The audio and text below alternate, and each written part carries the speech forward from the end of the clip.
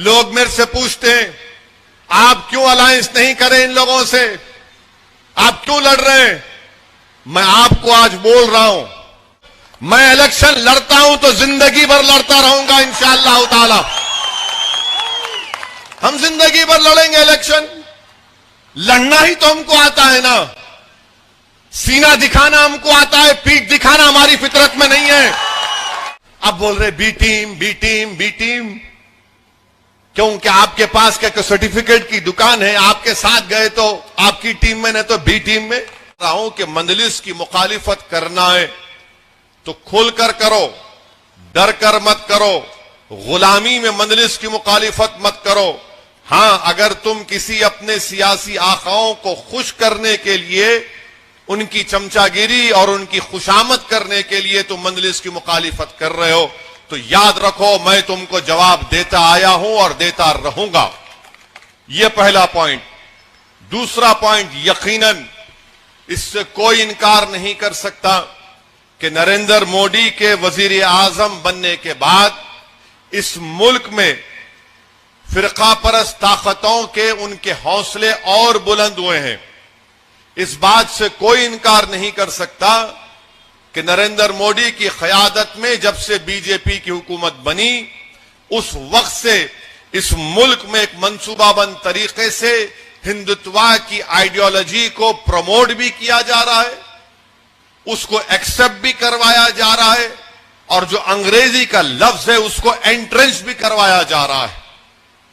इस बात से कोई इनकार नहीं कर सकता कि जब से बीजेपी की नरेंद्र मोदी की क़यादत में हुकूमत बनी, इस हुकूमत ने पूरी कोशिश कर रही है कि भारत के मुस्लिम माइनॉरिटीज को उनसे सौतेला सलूक किया जाए, और इनकी पूरी कोशिश यही है कि भारत में जितने कमजोरियां और गलतियां होती हैं, वो गलतियां और कमजोरियां नरेंद्र मोदी के सरकार की गलत पॉलिसियों की बुनियाद पर होती है, तो वो उसका इल्जाम मुसलमानों पर लगाकर अपनी कमजोरियों को, अपनी बदनामियों को छुपाने की कोशिश करते हैं।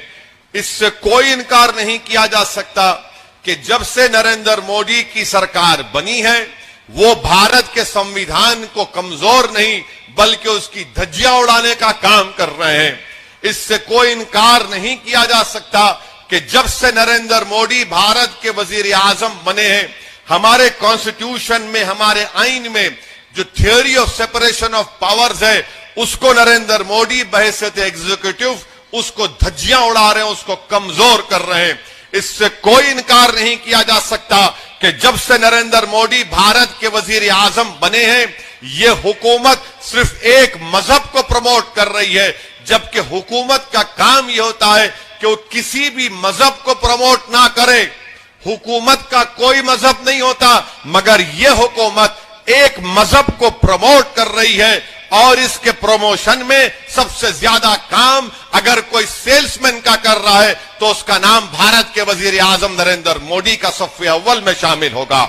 इससे कोई इनकार नहीं किया जा सकता कि जब से नरेंद्र मोदी की हुकूमत बनी है, अनकॉन्स्टिट्यूशनल तरीके से अपनी अददी ताकत की बुनियाद पर भारत की लोकसभा में अनकॉन्स्टिट्यूशनल कानून को बनाया जा रहा है, जिसमें ट्रिपल तलाक भी शामिल है।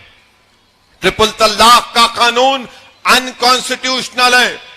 यह कानून बनाकर नरेंद्र मोदी की हुकूमत ने यह बता रहे हैं कि अगर इस कानून के तहत किसी मुसलमान को गिरफ्तार किया जाएगा और दूसरे मैरिजेस के एक्ट में कानून के तहत किसी को गिरफ्तार किया जाएगा और कोर्ट दोनों को सजा देती है, तो अगर किसी मुसलमान को सजा होती है तो 3 साल और किसी गैर मुस्लिम को सजा होती है तो 1 साल।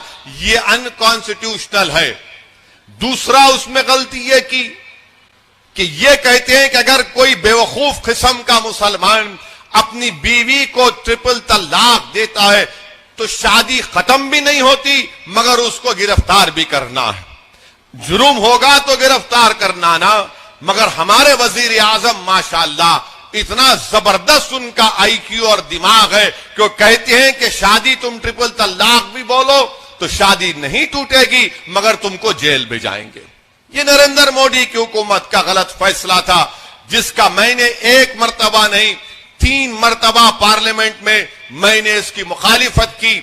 और बीजेपी से उस वक्त भी और आज भी कह रहा हूं, इस मुल्क में अगर औरतों के हिफाजत के लिए कोई कानून बनना है, खवातीन के लिए, वुमेन के लिए, तो डिजर्शन के खिलाफ कानून बनना चाहिए। यह नहीं हो सकता कि आज हमारे देश में, हमारे कंट्री में 3.2 मिलियन ऐसी मैरिड वुमेन है, शादीशुदा है, मगर अपने शौहर के साथ नहीं है। शादीशुदा है जिसमें हमारी गुजरात की एक भाभी भी शामिल है। उनको भी इंसाफ मिलना है, सबको इंसाफ मिलना, मगर उस पर कानून नहीं बनाएंगे।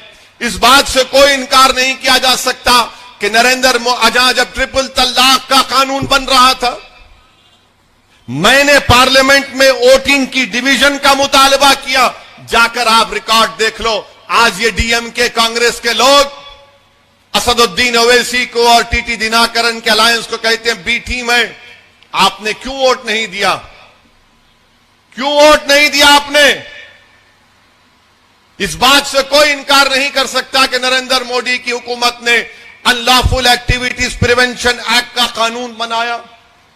अमित शाह जुलाई 2019 में कानून लाए और उसको इतना बदतरीन और गलत तरीके से बना दिया। आपको मालूम उस कानून की तायीद कौन कर रहा था?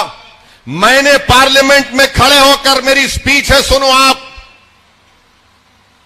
चिदम्बरम के बेटे कार्तिक चिदम्बरम जो एमपी हैं तमिलनाडु के, उनके सामने कहा कि 2008 में जब यूपीए की गवर्नमेंट थी, उस वक्त भी मैंने अपोज किया था। जब चिदम्बरम होम मिनिस्टर थे, मैंने यूपीए के साथ होते हुए मैंने उस बिल की मुखालिफत की। और उस वक्त भी कहा, 2019 में जब अमित शाह उसके अमेंडमेंट लाए, उस वक्त भी कहा यह कानून का इस्तेमाल सिर्फ मुसलमान पर, दलित पर, आदिवासी पर और उन इंटेलेक्चुअल्स पर होगा जो एंटी गवर्नमेंट होंगे। और मैंने पार्लियामेंट में खड़े होकर कहा कि मैं अल्लाह से दुआ करता हूं कि कांग्रेस के लीडरों को जेल में डाला जाए। वो कम से कम 5-5, 6-6 साल, 7 साल जेल में रहकर निकलेंगे, तो तब उनको दलित, आदिवासी और मुसलमानों की तकलीफ समझ में आएंगी। तो कांग्रेस के पूरे एमपी खड़े हो गए, कार्तिक चिदम्बरम भी खड़े हो गए। मैंने कहा तकलीफ हुई ना अब तुमको तकलीफ हुई ना अब? बोले तुम्हारा जिक्र किए तो तुमको तकलीफ हुई। ये नरेंद्र मोदी की हुकूमत ने काम किया। कांग्रेस पार्टी ने यूएपीए बिल का सपोर्ट किया। मैं डिवीजन का मुतालबा किया, वोटिंग का, तो क्या डीएमके ने वोट दिया? कांग्रेस तो आज डीएमके के साथ भाई भाई बन के फिर रहे, मोदी का साथ दिए। और डीएमके जब मैं वोटिंग किया, वोटिंग का डिवीजन का मुतालबा किया,